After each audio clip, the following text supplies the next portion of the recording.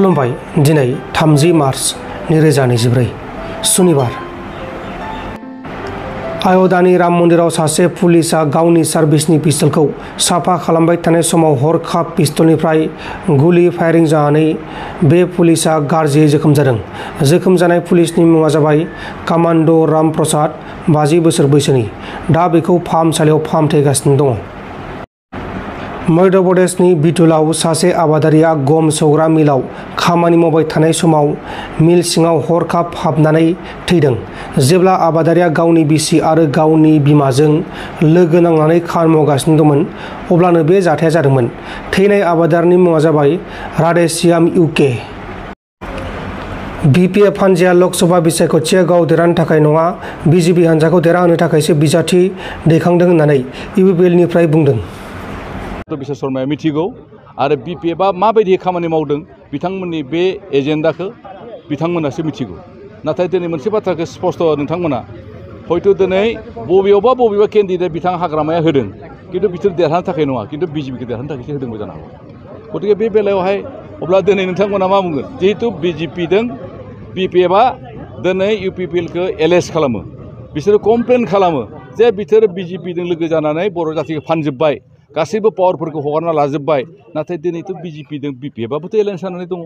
अब्ला बे बेलायाव दिनै रायजो राजाफ्रा बेखौ मानो सिन्था खालामाखै बेखौ सिन्था खालामना बेखौ अब्ला दिनैनि दिनाव जिखिनि BPFआ खालामबाय थादों बे मोनसे रायजोफोरनि गेजेराव ड्रामा खालामबाय थादों बिथांमोननि टारगेटआ नेक्स्ट PTCआव इलेक्सन देरहानो हायो नामा बेखौ एसे सिन्था खालामदों। नाथाय बिथांमोननि सिन्ताया बे MP इलेक्सनखौ देरहानाया बिथांमोननि थांखि नङा।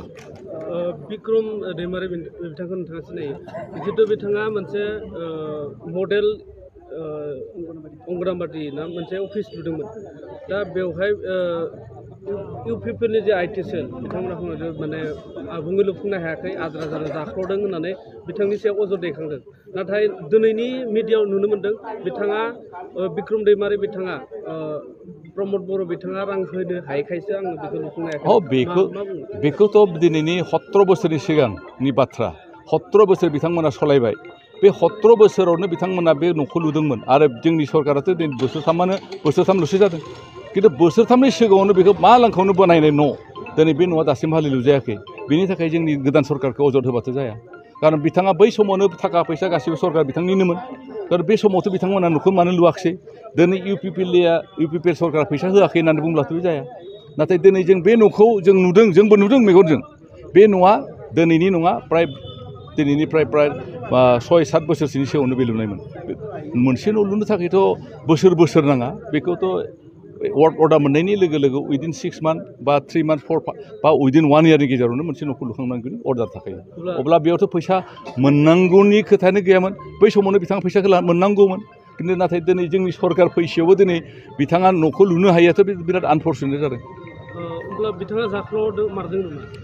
डेफिनेटलि बेखौथ' तदन्त खालामनो मोनगोन जाख्ल'दोंना जाख्ल'वाखै आरो बिथांमोना जुदि जाख्ल'वाखैबा दिनै मानोथो मानसिफ्रा बुंदों जे बिथाङा जाख्ल'बाय आरो जाख्ल'नायखायनोथ' हयथ' दिनै बे न'खौ लुनो हायाखै आरो जाख्ल'वामोनबाथ' बे न'खौ कमप्लिट खालामनो हानांगौमोन। निस्सय बेयाव बिनि फान्डखौ गासैखौबो बख'नानै बिथांमोना जाख्ल'बाय आरो बेनिखायनो बे न'आ आद्रा जाना दङ। दासिमबो बे खालेंदुवार बियाबनि सिङाव बे न'आ इनकमप्लिट जाना दं। जिअ'टेकआव जिहेतु बिथाङा फोरमायदों 2021आवसो बै न'खौ लुफुंदोंमोन होनना बुंदों UPP थानाय सरकाराव। जिअ'टेकआव जुदि बे UPP थानाय सरकाराव लुदोंब्लाथ' बेवहायथ' बिनि फैसाखौ मोनैनि खुनु प्रश्न गैया। UPP सरकाराथ' जिखौ कमप्लिट खालामदों जाय खामानिखौ मोजाङै मावदों बेखौथ' फैसा होआलाफानो सरकारा थायाखै। जाय खामानिफोरखौ जाय मानसियानो जिखुनु कन्ट्रेक्टआनो जाया मानो दिनै प्रमद बर' सरकार दैदेननाय जोंनि UPP सरकारा खुनु मोनसे खामानि मावफुंनायनि सायाव फैसा होआलाफानो थायाखै। नाथाय डुप्लिकेट जुदि खामानि मावदोंबा बेखौ फैसा होआखै। जायफ्रा बेबायदिनो गोबां BPFनि समावहाय खुनु खामानि मावालाफानो फैसा दिहुननानै जानाय अनेक बिदि एग्जाम्पल दङ। खुनु मोनसे लामा होआखै किसुमान सेन्ट ग्रेभेलनि खामानि बिथांमोना सेन्ट ग्रेभेल होदों होननानै फैसा बख'ना होदों बेबायदि हाजार थाखा बेयाव दिनै गोदोसोनानै थालांबाय। दिनै बे गोदोसोना थानायखौनो दिनै जोंनि UPP सरकारा दासिमहालागै मारिजोबनो हायाखै बेबायदि अबस्था जादों। निस्सय बेयाव माबा मोनसे कारापसन दङ आरो बिनिखायनो बे न'आ कमप्लिट जायाखै। नोंथांमोन दिननि खौरांफोरा बेखिनिल'मोन। बेखिनिसिम नायनायनि थाखाय नोंथांमोननिसिम रोजा रोजा साबायखर। गोजोन्थों एसेनोसै जय बर' हारिनि।